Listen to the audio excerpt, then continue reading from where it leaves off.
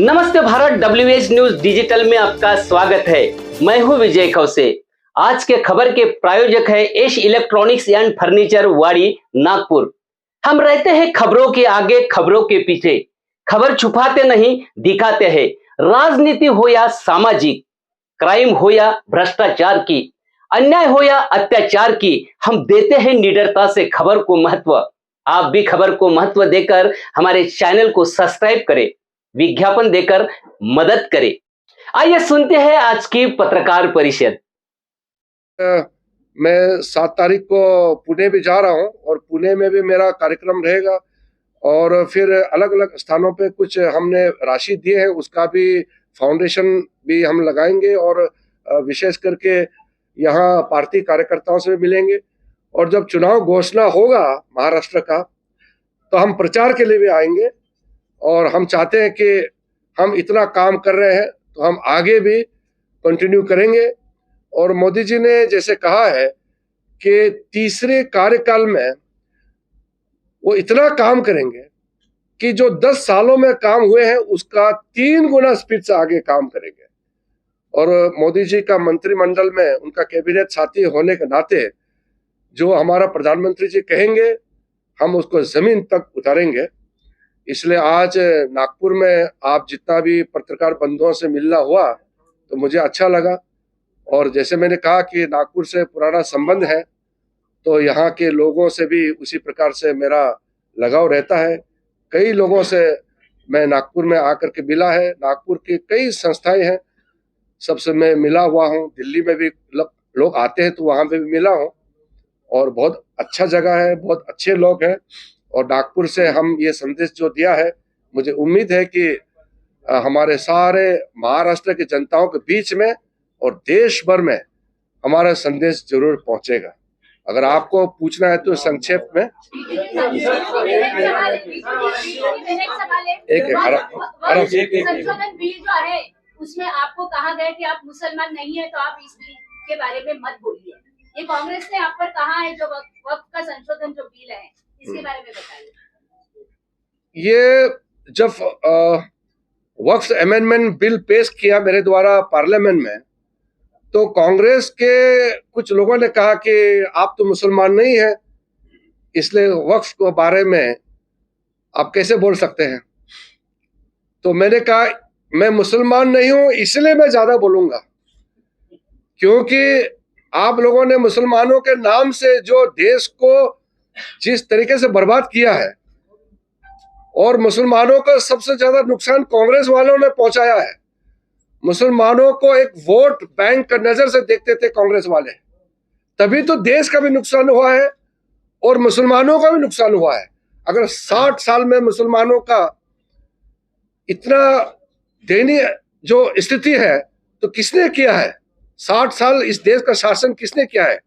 कांग्रेस वालों ने किया है। इसलिए वक्फ अमेंडमेंट बिल जो लाया है ये देश के लिए है। देश में जो भी जमीन है वो देश का जमीन होता है। हम लोग तो टेम्पररी है, जमीन किसी का हो सकता है, हम उसको प्रॉपर्टी बनाते हैं, काम करते हैं, मगर देश जमीन का है। और इस देश का सरकार इस देश का जमीन को अगर मिसयूज होगा तो उसका ठीक करना हमारी जिम्मेदारी है। इसलिए मैं मुसलमान नहीं हूं, लेकिन माइनॉरिटी अफेयर्स मंत्री होने के नाते लाखों करोड़ों गरीब मुसलमानों को जो न्याय नहीं मिला, जो वक्फ प्रॉपर्टी को मिसयूज करके चंद लोगों ने अपने लिए करोड़पति अरबपति बना करके बाकी मुसलमानों को गरीब बना दिया, वो गरीब महिलाओं के लिए, बच्चों के लिए और मुसलमानों में जो पिछड़े हैं और छोटे छोटे वर्ग हैं, उन लोगों को इंसाफ दिलाने के लिए मैं और भी जोर से बोलूंगा। अभी विंटर सेशन आने वाले हैं चुनाव के बाद, उसमें जो जेपीसी से रिकमेंडेशन करके आएंगे तो वक्फ अमेंडमेंट बिल जो फिर दोबारा आएंगे उसमें और भी मैं ज्यादा प्रखर रूप से, ज्यादा ताकतवर रूप से मैं बोलने वाला हूं। और इस देश का जमीन को चंद लोगों ने कब्जा करके रखा है, वो बिल्कुल होने नहीं देंगे।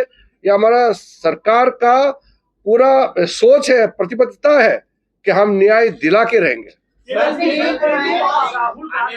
एक राहुल गांधी ने कल हरियाणा में कहा है कि बीजेपी और आरएसएस संविधान को बर्बाद कर रहे हैं, जो आपने संविधान की दुहाई दी। जहां जहां बीजेपी नफरत का बाजार खोल रहा है, मैं वहां पे मोहब्बत की दुकान खोल रहा हूँ। और दूसरा उन्होंने कहा कि कर्नाटक में मिशन लोटस चलाया जा रहा है, विधायक बोल रहा है 1200 करोड़ रुपए लेके हम तैयार हैं। तो क्या बीजेपी और आरएसएस संविधान बर्बाद कर रहा है? मैं इतना देर से आपको पाठ पढ़ाया, फिर आप भी कांग्रेस का सवाल को लेकर के फिर मुझे पूछ रहे हैं। जो आप राहुल गांधी के बारे में कह रहे हैं कि राहुल गांधी जैसा इंसान इस देश में लीडर ऑफ ऑपोजिशन बनना, यह हमारा देश के ऊपर में एक श्राप है।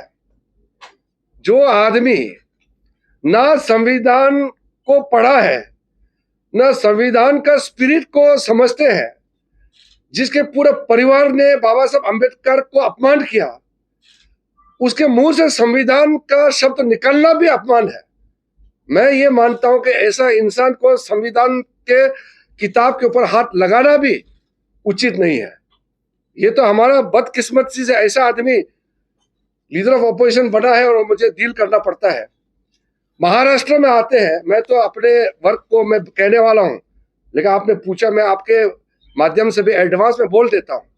मेरे अपने SC ST कम्युनिटी के लोग, हमारे बौद्ध समुदाय के लोग राहुल गांधी को रिसीव करने जाते हैं, उसके जयकार लगाते हैं, तो आपको धिक्कार है, शर्म आना चाहिए।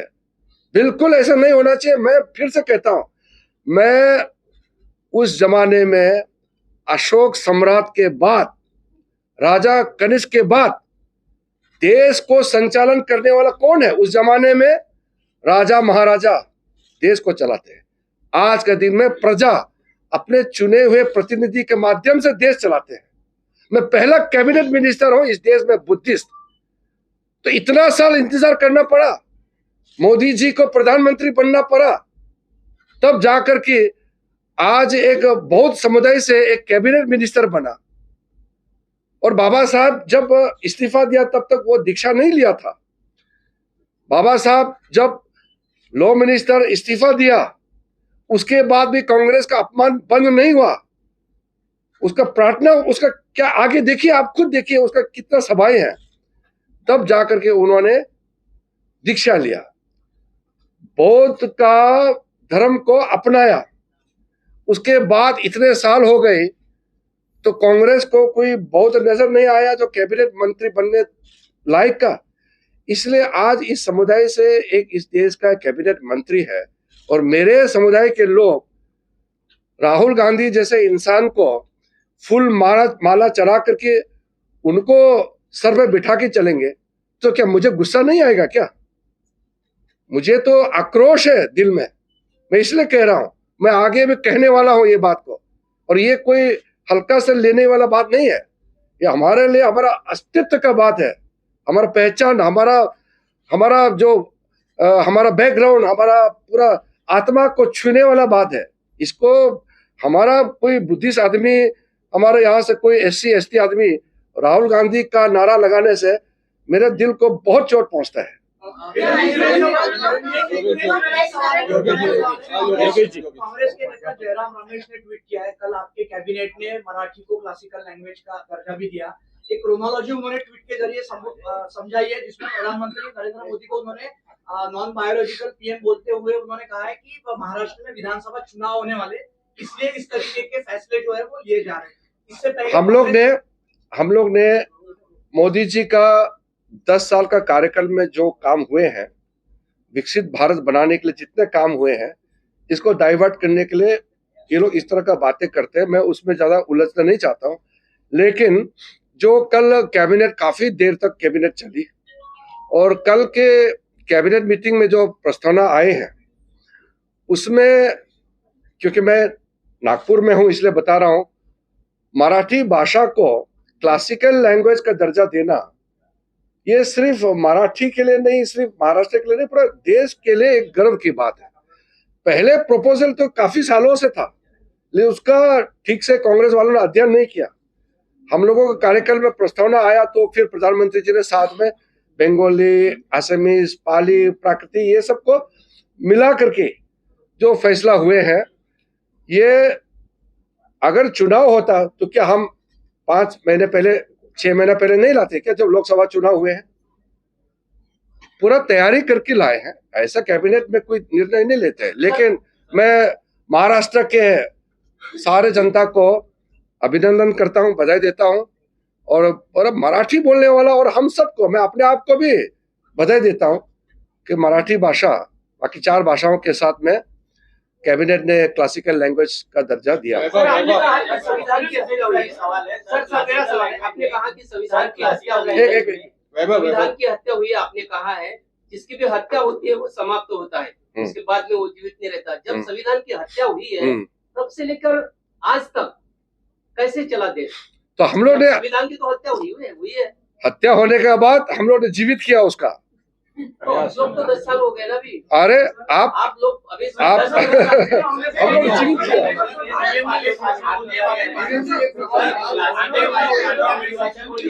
एक पार्लियामेंट सेशन में वन नेशन वन इलेक्शन का जो बिल है वो पेश करने वाली है सरकार। दूसरा सवाल ये कि जो वक्फ बोर्ड का बिल है जो जेपीसी के पास गया है वो इस सेशन में सरकार लाके पारित करने वाली है। देखिए, बहुत सारा बिल्स तो आते रहेंगे और उस पर चर्चा करेंगे तो बहुत लंबा विषय हो जाएगा। लेकिन जो वक्फ अमेंडमेंट बिल को हमने ज्वाइंट पार्लियामेंट्री कमेटी में भेजा है, वो कमेटी दौरा कर रहे हैं और मुंबई का भी दौरा करके उन्होंने खत्म कर लिया है। हमने जब जेपीसी बनाया तो उसमें एक प्रावधान टर्म्स ऑफ रेफरेंस दिया था कि अगले सत्र यानी कि शीतकालीन विंटर सेशन पार्लियामेंट का पहला सप्ताह का आखिरी दिन से पहले तक रिपोर्ट पार्लियामेंट में पेश होना है। तो जैसे पेश होगा उसमें कितना रिकमेंडेशंस आएंगे, कितना हमको उस पर अध्ययन करना है, कितना उसको बदलाव लाना है, एक्सेप्ट करना, कितना को मान्यता देना, ये प्रक्रिया पर निर्भर करता है। लेकिन हम तो प्रतिबद्ध है कि हम इस बिल को पारित करेंगे।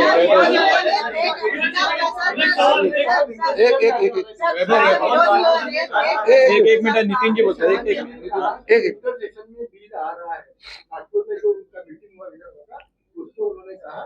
किसने? वही तो मैं बता रहा हूँ, पहला सप्ताह का आखिरी दिन से पहले आएंगे। वही तो मैं विपक्ष का हमेशा आरोप रहता है कि सरकार उनको बोलने का समय नहीं देती है। एक क्वालिटी ऑफ डिबेट भी कहीं ना कहीं डिटेरेट होते जा रहा है, इसके बारे में आपका क्या? ये तो आपने बहुत अच्छा सवाल पूछा, लेकिन आप गलत आदमी से पूछ रहे हैं। ये बात आप कांग्रेस वालों को पूछना चाहिए। पार्लियामेंट में डिबेट करना ही नहीं चाहते हैं। पार्लियामेंट शुरू होते ही वो कुएं में कूद जाते हैं और हंगामा करते रहते हैं, क्योंकि राहुल गांधी को तो भाषण देने आते नहीं है। वो जो पत्र उसको लिख के चिट भेजता है उसको पढ़ के उसको गुनगुनाते रहते हैं। कोई एनजीओ उसको चिट देते रहते हैं। हम लोग जब नए नए सांसद बन के आए थे, अटल बिहारी वाजपेयी जैसे, आडवाणी जैसे, उसमें कांग्रेस के भी काफी लोग थे सीनियर, चंद्रशेखर जी जैसे लोग, सुषमा स्वराज जैसे अच्छे अच्छे वक्ताओं का हमने सुना है। हम भी उनसे बहुत सीखा है।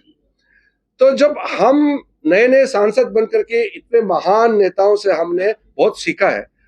आज के जो नए एमपी है उनके लिए मैं तरसता हूं कि अच्छा डिबेट करने के लिए मौका इतना कम मिलता है आजकल।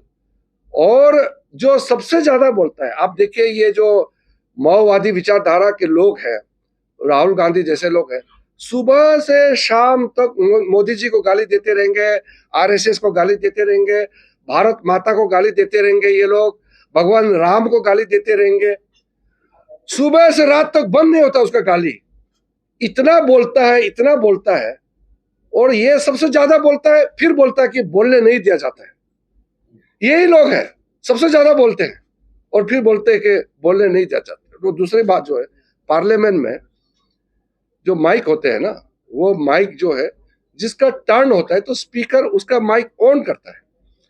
ऐसे वो मार्केट नहीं है पार्लियामेंट में जो भी खड़ा करके मर्जी से बोलेंगे। वहां नियम होता है, पार्लियामेंट नियम से चलता है। तो जिसको बोलने का उसको परमिशन दिया है उसका माइक ऑन होता है। राहुल गांधी खड़े हो जाते हैं, बार बार खड़े हो जाते हैं बिना मतलब का हंगामा करने के लिए, फिर बोलता है कि उसका माइक ऑन नहीं है। ये नाटक चलेगा नहीं, अभी दुनिया सब जानते हैं। पंडित जी एक पंडित जी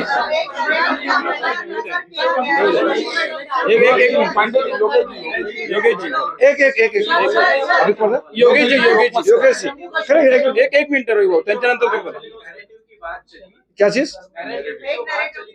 कम्युनिटी में आपके पास इतनी बड़ी पार्टी है, इतने बड़े दिग्गज नेता है, लेकिन क्या आपको ये नहीं लगता कि ये नैरेटिव आपकी पार्टी का चिपक गया है? आपकी पार्टी उसको तोड़ने में अब तक कामयाब नहीं आप क्या चाहते हैं, नैरेटिव से सरकार चले या काम करके चले?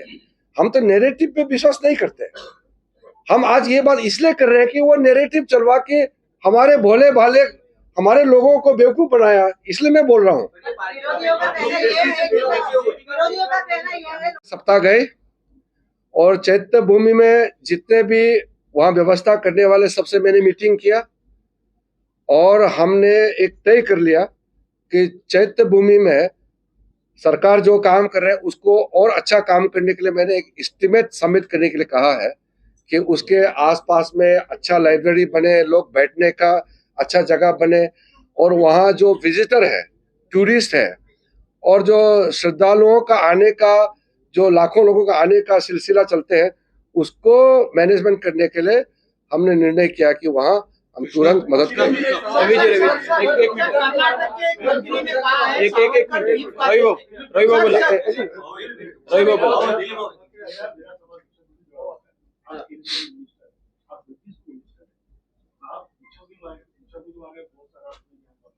उसका मालूम नहीं। हाँ, क्लासिकल लैंग्वेज का जब दर्जा देता है उसका परिणाम ये होता है कि उसके लिए प्रचार प्रसार इस्तेमाल और उसका रिसर्च स्टडी सब चीज अलग स्तर पे चले जाते हैं। आप जो पूछ रहे हैं ये सब उससे से जुड़े हुए हैं, लेकिन जो भी निर्णय होता है वो निर्णय लेने के बाद बताना है। सामूहिक कैबिनेट ने कल रिकॉग्निशन दिया क्लासिकल का, अब आगे का काम क्या होगा उसका तो मैं अभी घोषणा नहीं कर सकता हूँ, लेकिन आप समझ सकते हैं जब क्लासिकल दर्जा दिया गया है तो कितना काम हो।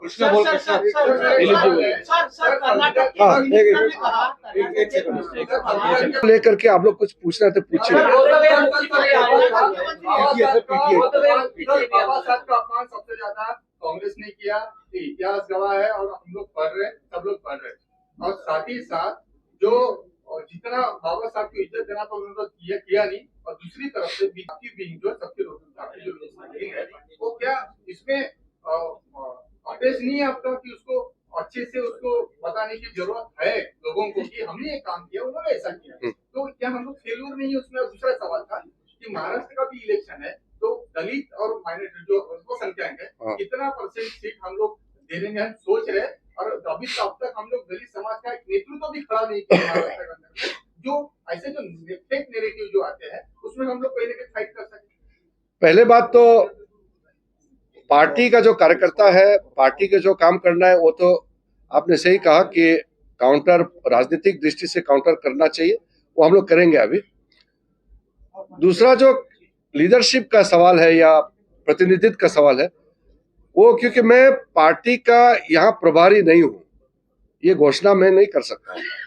मैं एक बौद्ध हूँ और एक कैबिनेट मंत्री हूँ इस नाते, और अल्पसंख्यक मंत्रालय का मैं प्रभारी हूँ, मैं मंत्री हूँ, तो मेरा विषय बहुत डायरेक्ट जुड़ा हुआ है, इसलिए मैं कहता हूँ। लेकिन जो मूल बात जो है, आपने जैसे कहा कि सबको पता है कि कांग्रेस ने बाबा साहब को कितना अपमान किया और हराने के लिए पूरा ताकत झोंक दिया, और एक पंडित नेहरू जी ने खुद को भारत रत्न अवार्ड दे करके बाबा साहब को भारत रत्न देना तो छोड़िए उसको अपमान किया, और बाद में जाके जैसे मैंने कहा कि दूसरा सरकार बनने के बाद 90 में बाबा साहब को भारत रत्न दिया।